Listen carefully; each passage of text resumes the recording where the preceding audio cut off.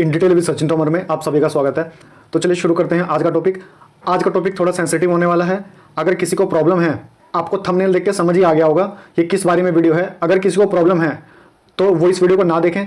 बाकी अगर कोई इंटरेस्टेड है तो वो पूरी वीडियो देखें। और मैं आपको एक और बात बता दूं कि आदमी की इज्जत तब तक करो तब तक वो इज्जत के लायक हो। कुछ ऐसा ही काम इनके साथ हो रहा है, खालिस्तानियों के साथ। इनको लगा कि बाकी सब तो पागल हैं, जो हो सिर्फ आप हो। तो इनके लिए एक वीडियो है।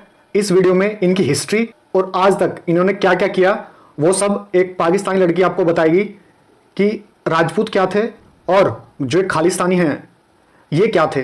तो चलिए शुरू करते हैं आज का टॉपिक।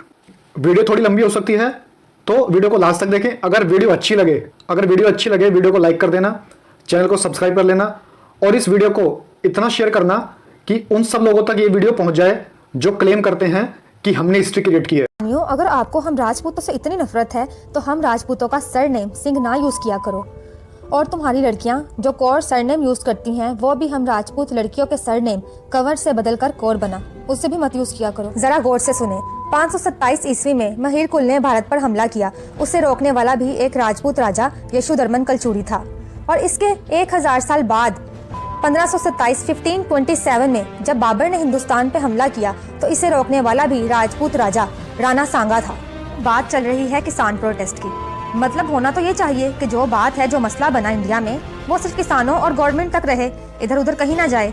लेकिन जो सिख लोग हैं वो पता नहीं क्या चाहते हैं, कैसी सोच के लोग हैं।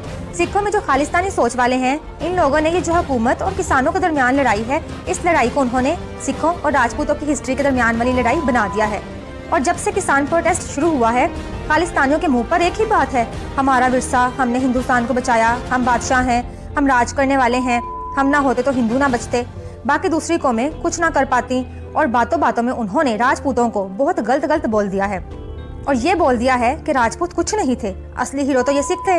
तो दोस्तों, आप इस वीडियो को एंड तक देखिए, आपको पता चल जाएगा कि सिखों का विरसा आखिर है कितना और राजपूत क्या चीज़ है। देखें, जो सिख मजहब शुरू हुआ वो गुरु नानक जी के साथ ही हुआ। इनकी बर्थ के बाद ही शुरू हुआ ना। 1469 में गुरु नानक जी का जन्म हुआ। गुरु नानक जी को बाद में चलकर राय बुलार भट्टी ने जागीर दी और इसी जागीर को उन्होंने गरीबों में बांट दिया। और तब इन्हें फेम मिली और वहाँ से लोग इनको रिस्पेक्ट देने लगे और वहीं से सिख मजहब फैलना शुरू हुआ। तो मतलब अगर राय बुलार भट्टी जो कि एक राजपूत थे, अगर वो जागीर ना देते तो शायद आज ये खालिस्तानियों का कोई वजूद ही ना होता। और आप लोगों को मैं बता दूं कि मैं भी राय बुलार भट्टी की औलाद में से हूँ। दूसरी बात, जो सिखों ने पहली बार हथियार चलाना शुरू किए वो उन्होंने गुरु गोबिंद सिंह के वक्त में पहली बार चलाना शुरू किए। और गुरु गोबिंद सिंह खत्री थे। खत्री कौम जो थी वो या तो शूद्र होते थे या वैश्य होते थे। कहने का मतलब ये है कि खत्री कौम कोई लड़ने वाली कौम नहीं थी, ना ही राजपाट करने वाली कौम थी। लड़ना और राजपाट करना सब राजपूतों का ही काम था। गुरु गोबिंद सिंह को हथियार चलाना किसने सिखाए?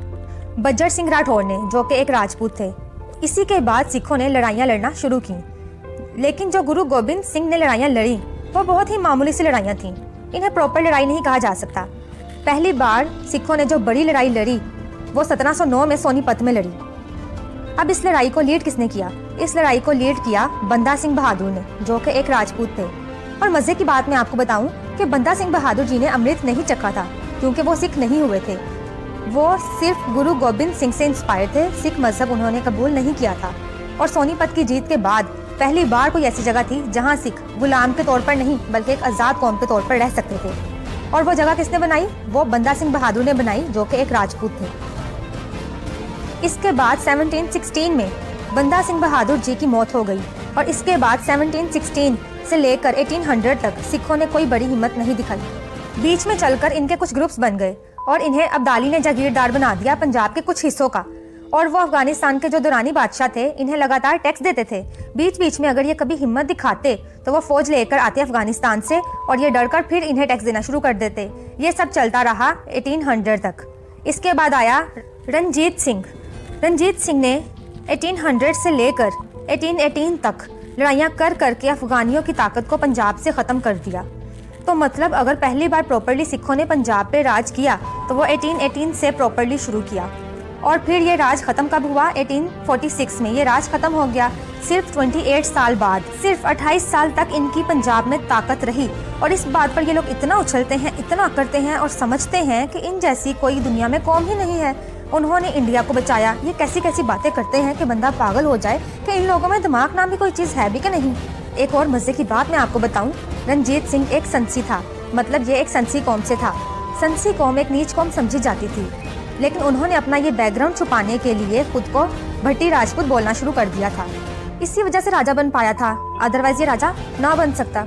उस वक्त ये रवाज था कि आपको राजा बनने के लिए क्षत्रिय होना पड़ता था, और क्षत्रिय और राजपूत एक ही चीज़ है। मतलब राजा बनने के लिए आर्याव्रत में जो नॉर्थ इंडिया है वहाँ आपका राजपूत होना ज़रूरी था। और इसलिए जो रंजीत सिंह के बाप दादा थे उन्होंने बोलना शुरू कर दिया कि हम भट्टी राजपूत हैं। थे ये संसी। तो कहने का मतलब ये है कि जो 50 साल की हिस्ट्री हुई, इनका जो विरसा है सिखों का 50 साल का, वो भी किस वजह से हुआ? खुद को राजपूत बोल के। अगर ये खुद को राजपूत ना बोलते तो इनका जो थोड़ा सा विरसा है वो भी आज ना होता, क्योंकि किसी ने उसे राजा मानना ही नहीं था। इसी तरह जयपुर के कछावा राजपूत थे, इनके खिलाफ ये बोलते हैं खालिस्तानी।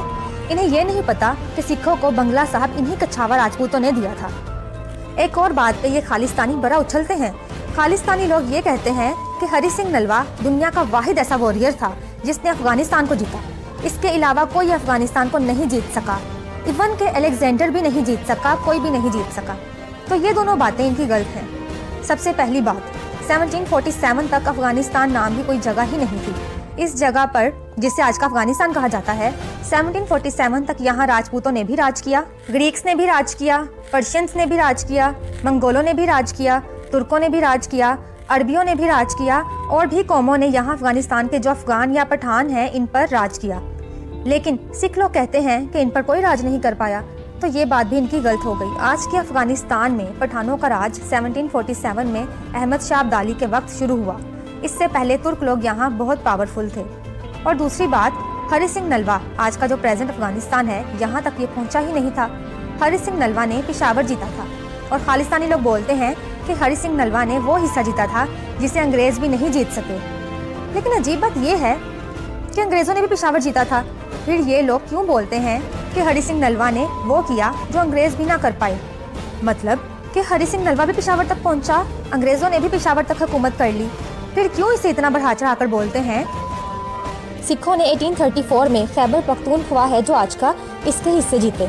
1842 तक इनकी हुकूमत वहाँ रही, सिर्फ 8 साल तक। उस बात पे ये उछलते हैं। हालांकि जो पठान थे उन्होंने 130 साल तक पंजाब के काफ़ी हिस्से पर हुकूमत की, लेकिन वो इस तरह नहीं अकड़ते जैसे ये खालिस्तानी सिर्फ 8 साल पठानों के कुछ हिस्से पर हुकूमत करने के बाद अकड़ते हैं। इन खालिस्तानियों को ये बात नहीं पता कि 977 तक अफगानिस्तान जो आज का है राजपूतों के अंडर था। जो नॉर्थ वाला हिस्सा है अफगानिस्तान का, वहाँ जंजवा स्लहरिया राजपूत इनकी हुकूमत थी। जो साउथ वाला हिस्सा है वहाँ भाटी राजपूतों की हुकूमत थी। जो अफगानिस्तान का शहर है गजनी, इसका नाम गजनी राजा गाज से पड़ा। राजा गाज एक भट्टी राजपूत थे, और 977 के बाद भी खैबर पख्तूनख्वा में राजपूतों की पावर रही। जैसा कि हमारे एक राजा थे, राजा जसरत खोखर, उन्होंने भी पेशावर जीता था, इनकी पेशावर पे हुकूमत थी। इवन उन्होंने तो दिल्ली का जो सुल्तान था मुबारक शाह, इस पे भी उन्होंने टैक्स लगा दिया था। अब यहाँ तक मैंने सिखों का जो विरसा है 50 साल का या जो भी मैंने बता दिया। अगर मैं बात करूँ राजपूतों के विरसे की, तो राजपूतों की हिस्ट्री महाभारत के वक्त से शुरू होती है। महाभारत में कौन लड़ रहे थे? जो नाम आते हैं बड़े बड़े, अर्जुन, राम, लक्ष्मण, कृष्ण, ये सब थे। ये सब राजपूत ही थे। अर्जुन की औलाद से जैसे कि आज के तोमर या तवर राजपूत हैं, इसी तरह जंजवा राजपूत भी अर्जुन की औलाद से हैं, स्लहरिया राजपूत भी अर्जुन की औलाद से हैं, और इसी तरह से जराल राजपूत हो गए। और इसी तरह जो श्री राम थे, इनकी औलाद में से बहुत सारे सूर्यवंशी राजपूत हैं, जैसे कि सिसोदिया राजपूत हो गए, कछावा राजपूत हो गए। और जो श्री लक्ष्मण थे, इनकी औलाद में से आज के परिहार राजपूत, और श्री कृष्ण जी की औलाद से आज के भट्टी राजपूत हैं। आज के चुडासमा राजपूत, जडेजा राजपूत और जाडौन राजपूत हैं। तो मतलब कि महाभारत के वक्त, जिसे दुनिया की सबसे बड़ी लड़ाई माना जाता है, आज से 5000 साल पहले लड़ी गई जो, तो मतलब कि इस वक्त भी हमारी हुकूमत थी। और 1947 में जब पार्टीशन हुई, इस वक्त भी इंडिया और पाकिस्तान के 75% हिस्से पे हम राजपूतों की ही जागीरें थीं। तो विरसा मैं ये एक वीडियो में तो नहीं बता सकती। हमारा विरसा अगर होता 50 साल का तो मैं भी बता देती, मगर हमारी हिस्ट्री बहुत ज़्यादा है।